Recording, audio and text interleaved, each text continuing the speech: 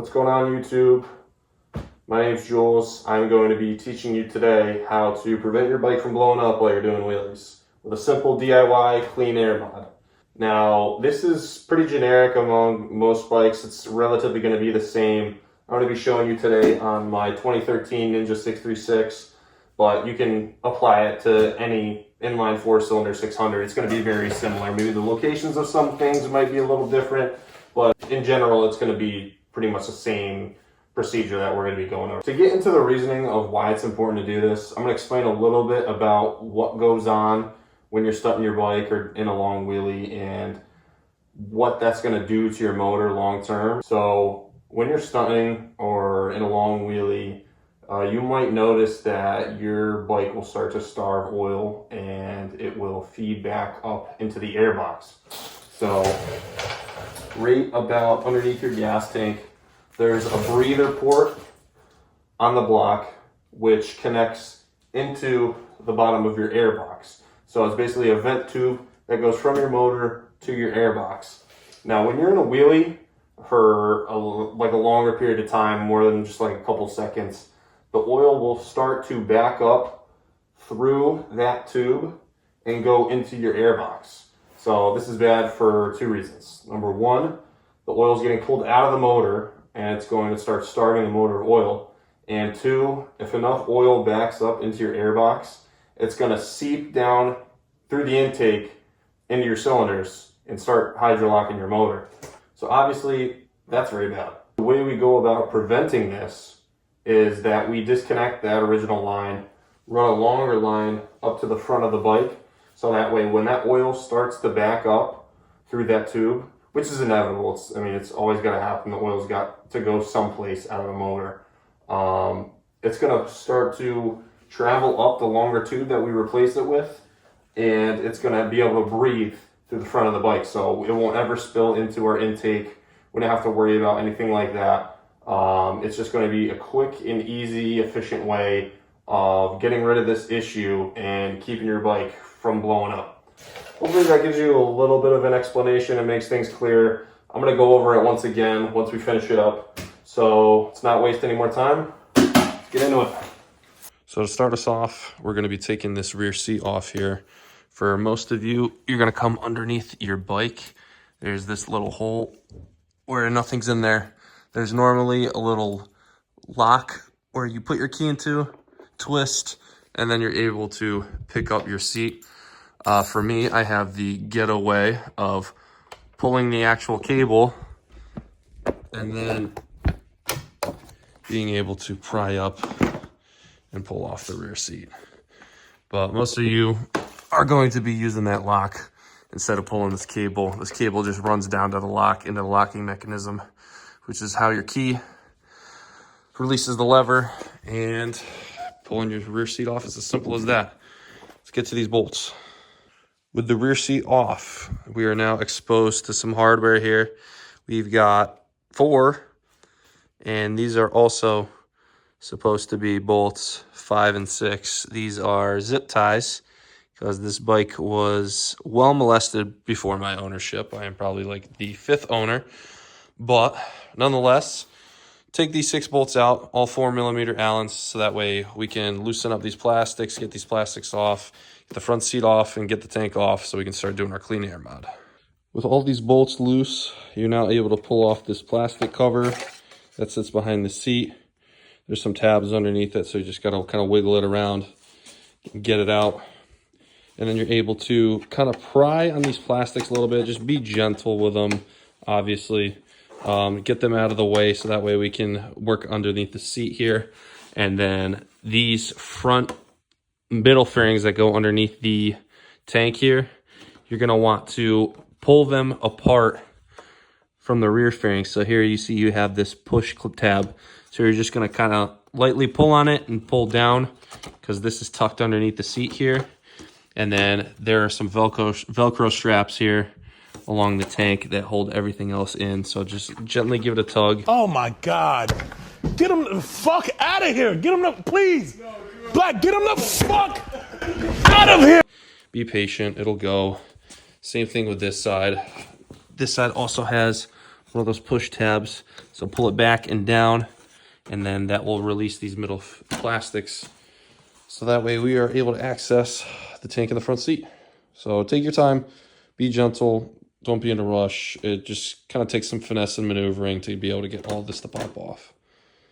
Okay, so before we get the tank off, we got to take off this front seat here. And now that we got the plastics out of the way, if you look down in here, there are these 4mm bolts that hold the seat in. There's one on this side, and there's one on the other side. Right there. So you take those two 4mm bolts out, and then you can lift the seat up and pull it forward, and it comes right off. All right, to take off the tank, you're gonna have two bolts here. They're 8mm. One of mine's conveniently snapped, so you take them both out, and you're going to want to take this 10mm bolt out next. That slides out like so. A pivot for the tank, and there's going to be a plug for your fuel pump that's underneath this sleeve right here. Just push down the tabs, and that pulls out. Also, don't forget too, you have two vent tubes coming to your tank here. They run along the frame rail down here in front of your sprocket cover and go to the grounds. Make sure you just pull them out as best you can and lift the tank up.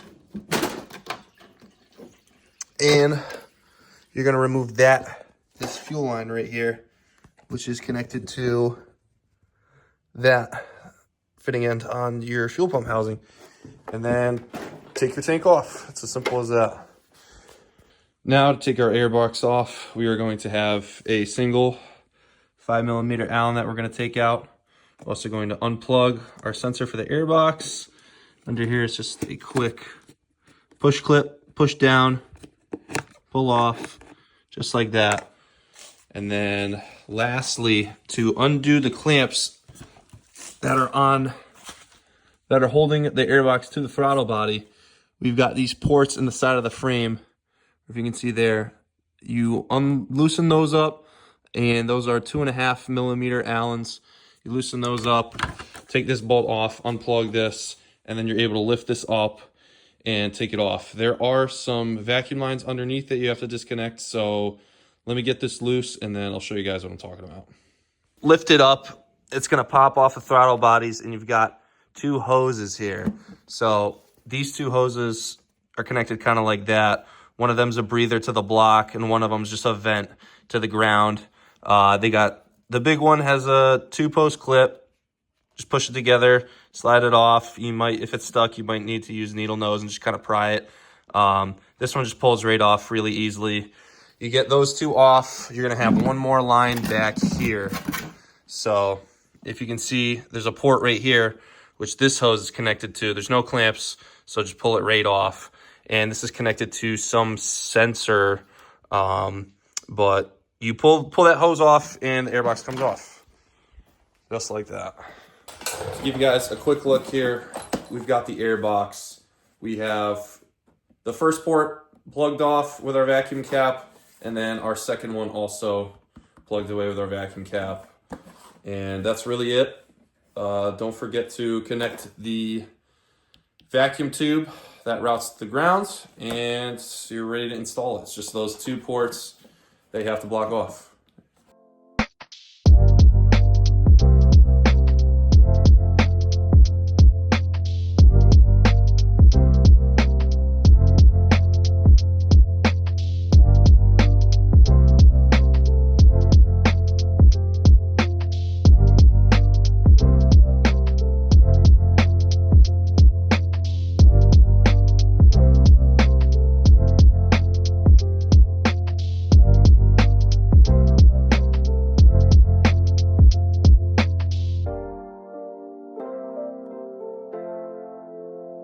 So, there's going to be 3 main things that you need to do this clean air mod. I'm going to list them down in the description, like Amazon links, but it's really like generic stuff. Like there's nothing specific that you need to get. First thing that you're going to need is a breather filter. I had this Vibrant one laying around just off some project that I never used it for. You don't have to get this exact one, but just get like a 3/8 breather filter. Anyone will do. Your local auto parts store will definitely have one. The next thing that you're gonna need is a barb adapter from 3/8 down to 1/2 inch. Basically gonna stick this barb into your filter, kind of like so, and our tube is gonna connect to it and run down to the block, and that's gonna be our new breather. So that brings us to our last thing. I got like 5 feet. That's probably what I would go with. I wouldn't get anything less, because depending on how you route it, it's better to have more tubing than not enough, obviously. Just some like clear PVC tubing, nothing special. So we're basically, just like as a quick idea of what this is gonna look like. So we're gonna have the end of our tube. You're gonna slide your barb onto it. And then from here, we're gonna connect this to our breather and then route this back onto our block and clamp the other end onto the block. Pretty simple. With the airbox out of the way now, as you can see, I can move our fuel line out of the way. We are going to be replacing this line with our new one that we're gonna make. And we're also going to get rid of this sensor. So we're gonna disconnect this and basically bridge this, these two breathers together with one piece of tube. We might use this, or I might go to the auto parts store and just get something that's a little cleaner. I'm not sure if this is gonna throw a check engine light or not. I don't believe it will. So we can just take this apart, leave it plugged in, and then just tuck it away to the side somewhere, and we should be good. All right, so I got our clean air mod fitted, done. There's this nice little pocket right here underneath the plastic where I'm gonna kind of tuck it away. As you can see, I got everything connected. The barb's there, it's clamped down. I got this kind of sitting as best in this pocket as you can, so that way you don't see it when you're riding.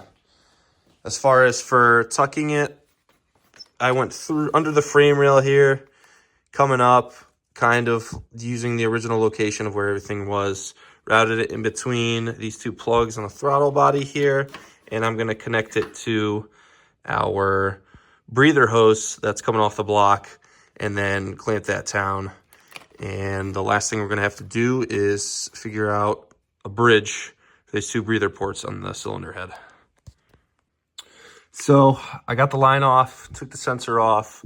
What I think I'm gonna do is I'm just gonna reuse this line, mock it up here as best you can, just try to get like the straightest piece, and then cut off the excess, and then we're gonna connect them together here. I don't know where exactly we are going to mount this, but for what I'm thinking is I'm gonna tuck it away. I'm gonna pull these lines off, kind of tuck it into this corner here so it's out of the way.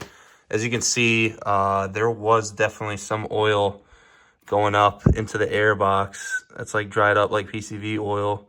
So good thing we're doing this, and good thing I didn't blow the bike up yet.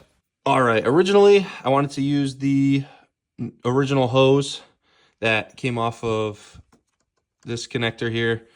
Unfortunately, I cut it too short, so with this elbow, it kind of doesn't sit right. Keeps falling off when I'm sliding one end on, the other will slide off. So I ended up going to the auto parts store, and I picked up myself some 15-30 seconds, just generic like PCV hose. Cut it to length, so I have plenty of room. I'm gonna make sure I cut it right this time and connect it on, and we'll be all set. All right, so we have everything installed. Our clean air mod is pretty much done. As you can see here, we have our filter hidden nicely underneath the fairing. We've got our line routed underneath the frame, kind of around the side here, over the top of the motor by the throttle body, coming down into our breather tube that's coming off the block. Everything's routed super nice. This is our bridge for the cylinder head ports to breathe, and the sensor, I'm not really gonna tie it to anything. I could tie it to this clean air mod tube. I don't really feel like it. I mean, the airbox is gonna sit on top of it, prevent it from moving around. So I'm fine with that. Now, you just gotta button everything back up. We're gonna throw the filter on, throw the bike back together, and we are all done. 6.5 hours later. All right, just like that, we're done. Hopefully this wasn't too bad for you guys. Hopefully it was manageable and easy to follow. If you plan on stunning, please, for the love of God, do this mod. I'm doing my due diligence by telling you about this issue and trying to save you a lot of headache in the long run. The more time that we're spending on the bike, the better. For just like an hour and no more than $30, you can save yourself a whole season of riding just by doing this preventative maintenance. I hope this video helped you guys out. This is my YouTube debut, so please, if there's anything that I could explain better or I forgot to mention, please let me know down in the comments. I hope you enjoyed this video, and I hope to see you guys in the next one.